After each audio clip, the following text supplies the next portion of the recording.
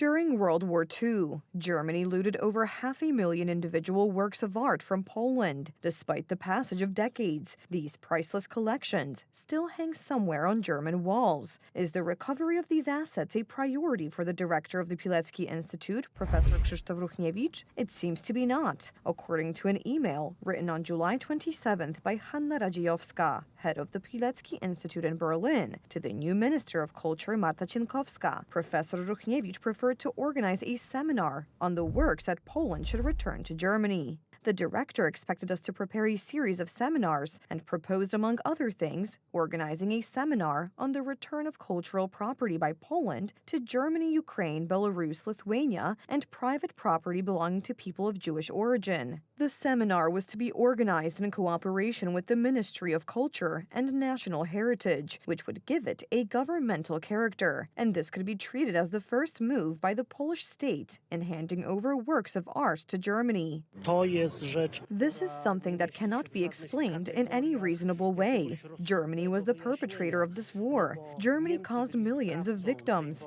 Germany plundered Polish lands, and now suddenly it turns out that Germany is the victim. Germany is demanding the return of the so-called Berlinka, or Berliner, a collection of historical archives from the former Prussian State Library, which remained in Poland as a result of the German retreat to the west. The same applies to Göring's collection, which currently belongs to the Aviation Museum in Krakow. Berlin says that they will give us back some of the looted works when we give them back the archives. In this way, Germany equates looted art with the archives they left behind. This is such a huge scandal, which has obviously sparked reactions on the internet among the Polish public, that it is really high time for him to resign. Practice teaches us that Germany will do everything it can to avoid returning anything to Poland. When the oldest known copy of Gaud, Mater Polonia, was found last year with the stamp of the library in Płock, which was looted by the Germans in 1941, it had to be proven that it was indeed a Polish artifact. If the Polish origin of the fragment of Gaud, Mater Polonia, found in Berlin can be confirmed, Poland will request its restitution.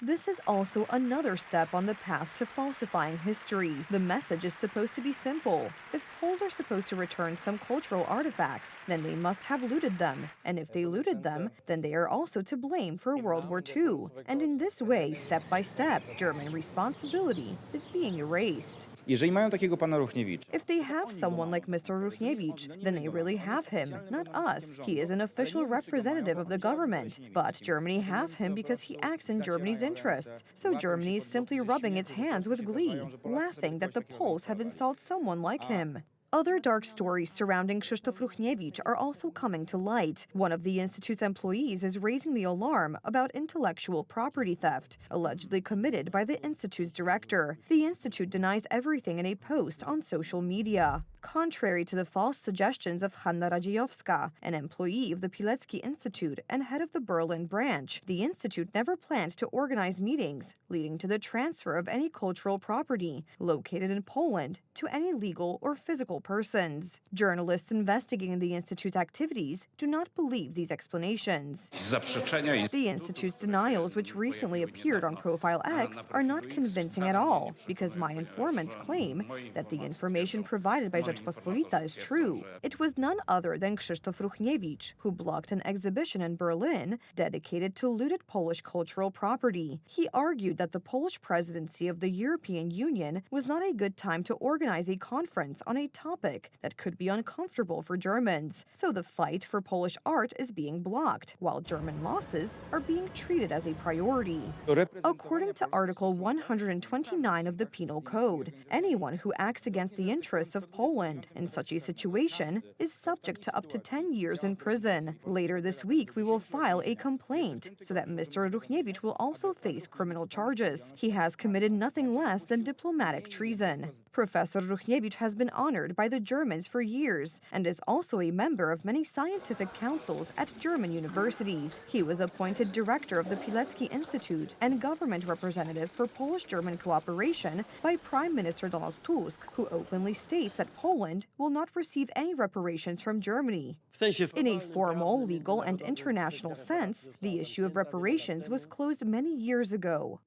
Unfortunately, this is not the first time that Krzysztof Ruchniewicz has stirred up strong emotions. 2 weeks ago, the Pilecki Institute, which he heads, whitewashed the communist criminal Maksymilian Schnepp. More and more projects are being shut down, and the institute, which was established to protect Poland's good name, seems to be doing everything except what it was created for.